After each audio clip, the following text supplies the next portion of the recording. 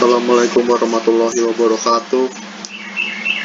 Eh, saya Farid Aziz Indra Erlangga dari kelas 11 Multimedia 3 dari SMK Negeri 59 Jakarta, ingin mempresentasikan tentang sebuah karya ilmiah yang berjudul Kebersihan Lingkungan di Sekitar Kita. Kata pengantar, puji syukur pada panjatkan kehadirat Allah Subhanahu wa Ta'ala yang telah memberikan rahmat serta karunia-Nya kepada saya, sehingga saya berhasil menyelesaikan karya ilmiah ini dengan alhamdulillah tepat pada waktunya, yang berjudul Kebersihan Lingkungan di Sekitar Kita. Karya ilmiah ini dapat memberikan tentang informasi pengertian kebersihan lingkungan di sekitar kita, atau yang lebih khususnya membahas penerapan kebersihan lingkungan di sekitar kita. Harapan karya ilmiah ini dapat memberikan informasi kepada kita semua tentang kebersihan lingkungan di sekitar kita. Saya menyadari bahwa karya ilmiah ini masih jauh dari sempurna. Oleh karena itu, kritik dan saran dari semua pihak yang bersifat membangun selalu saya harapkan demi kesempurnaan karya ilmiah ini. Akhir kata, saya sampaikan terima kasih kepada seluruh pihak yang telah berperan serta dalam penyusunan karya ilmiah ini dari awal sampai akhir. Semoga Allah Subhanahu wa Ta'ala senantiasa meridhoi segala usaha kita. Amin ya rabbal alamin. Jakarta, 3 Maret 2021. Penyusun Farid Aziz. Daftar isi. Halaman judul, kata pengantar, daftar isi, bab 1, bab 2 dan bab 3, dan daftar pustaka. Bab 1, pendahuluan. A. Latar belakang. Kebersihan lingkungan merupakan keadaan bebas dari kotoran, termasuk di dalamnya debu, sampah, dan bau. Di Indonesia, masalah kebersihan lingkungan selalu menjadi perdebatan dan masalah yang berkembang. Kasus-kasus yang menyangkut masalah kebersihan lingkungan tiap tahunnya terus meningkat. Problem tentang kebersihan lingkungan yang tidak kondusif dikarenakan masyarakat selalu tidak sadar akan hal kebersihan lingkungan. Tempat pembuangan kotoran tidak dipergunakan dan dirawat dengan baik. Akibatnya masalah diare, penyakit kulit, penyakit usus, penyakit pernapasan, dan penyakit lain. Penyakit tersebut yang disebabkan air dan udara yang sering menyerang golongan keluarga ekonomi lemah. Berbagai upaya pengembangan kesehatan anak secara umum pun menjadi terhambat. B. Perumusan masalah. Berdasarkan latar belakang yang telah dikemukakan, penulis merumuskan beberapa masalah yang akan dibahas dalam karya tulis ilmiah, yaitu bagaimana kepedulian masyarakat terhadap kebersihan lingkungan, bagaimana cara menjaga kebersihan lingkungan di sekitar kita.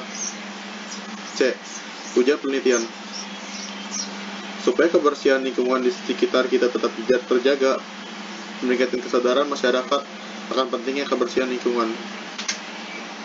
D. Metode dan teknik penelitian. Untuk mendapatkan data dan informasi yang diperlukan, penulis menggunakan metode observasi dan kepustakaan. Adapun teknik-teknik yang dipergunakan pada penelitian ini adalah sebagai berikut. 1. Teknik pengamatan langsung. Pada teknik ini, penulis terjun langsung meneliti ke lapangan untuk mengetahui bagaimana kebersihan lingkungan dan bagaimana peranan pelajar terhadap masalah kebersihan lingkungan. 2. Teknik wawancara. Tujuan dari teknik wawancara ini adalah agar diperoleh gambaran yang lebih mengenai kasus yang dibahas. 3. Responden.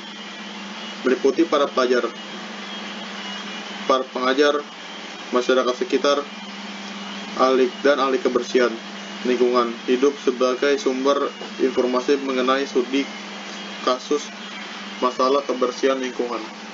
4. Studi pustaka. Pada metode ini, Penulis membaca buku-buku dan tulisan yang berhubungan dengan penulisan karya ilmiah serta yang berkaitan dengan masalah lingkungan hidup dan perilaku remaja saja. Sistematis penulisan. Pada karya ilmiah ini, penulis akan menjelaskan hasil penelitian di lapangan, dimulai dengan bab pendahuluan. Bab ini meliputi latar belakang masalah, perumusan masalah, tujuan penelitian, serta sistematika penulisan. Bab selanjutnya, penulis melakukan penelitian di lapangan. Bab 2. Pembahasan. A. Kesadaran masyarakat dalam menjaga kebersihan lingkungan. Kebersihan sebuah cerminan bagi setiap individu dalam menjaga kesehatan yang begitu penting dalam kehidupan sehari-hari.